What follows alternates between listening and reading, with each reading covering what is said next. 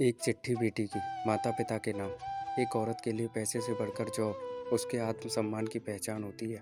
सालू एक बहुत बड़े घराने की लड़की थी और उसके पापा के पास बहुत नाम और पैसा था। आखिर शहर के सबसे बड़े व्यापारियों में नाम था उनका। और सालू के दो भाई थे, एक उससे छोटा और एक उससे बड़ा। सालू घर में सबकी लाडली थी क्योंकि चाचा ताऊ सब में वो अकेली लड़की थी, तो सब उसे बहुत प्यार करते थे। शायद इसी वजह से उसकी हर इच्छा हमेशा पूरी की गई। सालू जब बड़ी हुई तो उसके और भाई के लिए एक साथ रिश्ते खोजे जाने लगे, पर संजोग से भाई के लिए पहले लड़की मिल गई तो उसकी शादी पहले कर दी।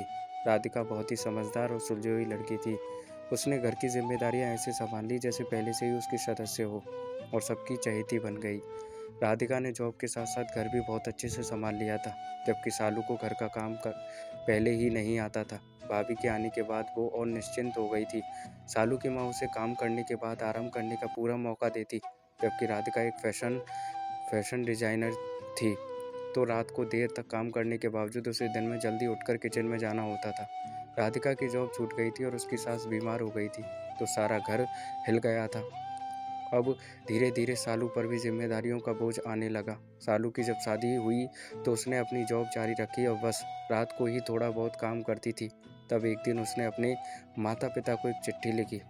प्यारे मम्मी पापा, जिस तरह आप मुझे प्यार करते हो, मैं जानती हूँ आप राधिका को भी बेटी जैसा प्यार करते हो, लेकिन इसका ये मतलब बिल्कुल भी नहीं है कि आप उस पर बेटी जैसी पाबंदियाँ भी लगाओ। मैं भी एक बहू हूँ और अगर मुझे भी जिम्मेदारियों के चलते अपनी जॉब छोड़नी पड़े तो शायद मुझे भी बुरा लगेगा।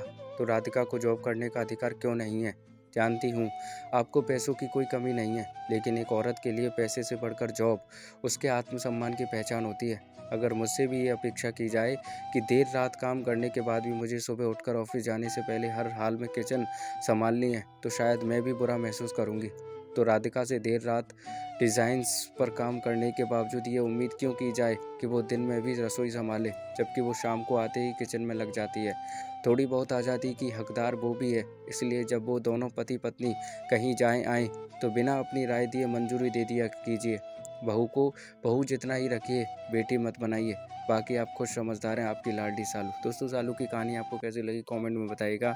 अच्छी लगी तो लाइक शेयर ज़रूर कीजिएगा। दोस्तों, चैनल पर नए हैं तो सब्सक्राइब करना मत भूलना। Thank you.